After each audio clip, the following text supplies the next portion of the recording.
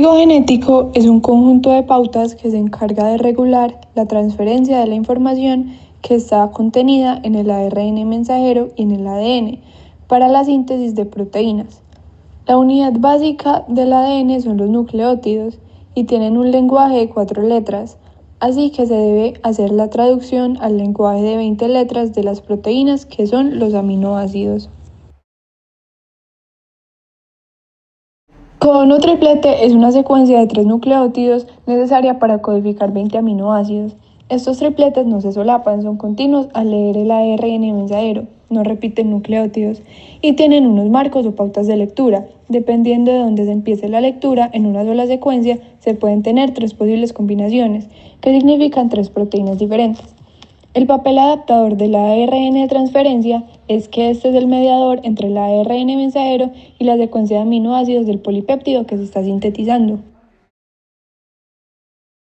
En 1961, Nirenberg descubrió el código genético mediante un experimento en el cual añadió a 20 tubos de ensayo un extracto de bacteria E. coli, lo necesario para la síntesis de proteína. Cada uno tenía un aminoácido específico marcado radiactivamente y la maquinaria necesaria para la síntesis.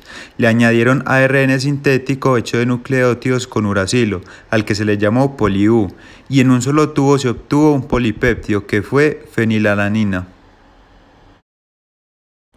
En la representación del código genético, de adentro hacia afuera se leen las bases de los codones y en lo más externo están los aminoácidos.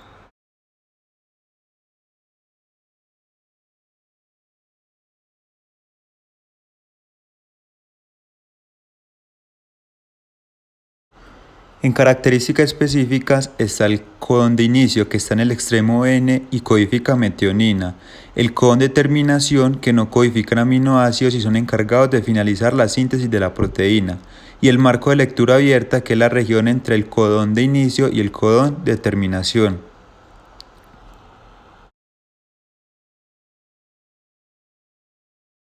Entre otras características está la generación y la universalidad. La generación es que un aminoácido puede ser codificado por más de un solo codón. Los codones que pueden sintetizar el mismo aminoácido se llaman codones sinónimos y estos ayudan a disminuir la frecuencia de las mutaciones puntuales que provocan la incorporación de un aminoácido distinto. La universalidad es que inicialmente se pensaba que el código genético era completamente universal, que había correspondencia entre todos los codones y aminoácidos. Sin embargo, se descubrieron que hay algunas excepciones en las mitocondrias humanas, de otros mamíferos y en ciertas bacterias. El cambio que ocurra en el ADN produciendo una variación en sus características es considerado una mutación. Este no necesariamente se transmite a la descendencia y se da de manera espontánea y súbita o por la acción de un mutágeno.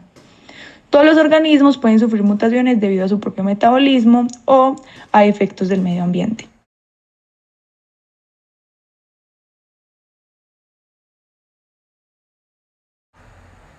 Las mutaciones se pueden clasificar en tipo de célula, magnitud y mecanismo. Tipo de célula se divide en germinal y somática. Germinal se refiere a cuando afectan las células reproductoras y esto se transmite a la siguiente generación si esta célula participa en la fecundación. Y somática, que es que afecta a las células somáticas y ocurre en cualquier célula del cuerpo y no se transmite a la descendencia, solo las células que se originen a partir de esta y desaparece cuando muere el individuo.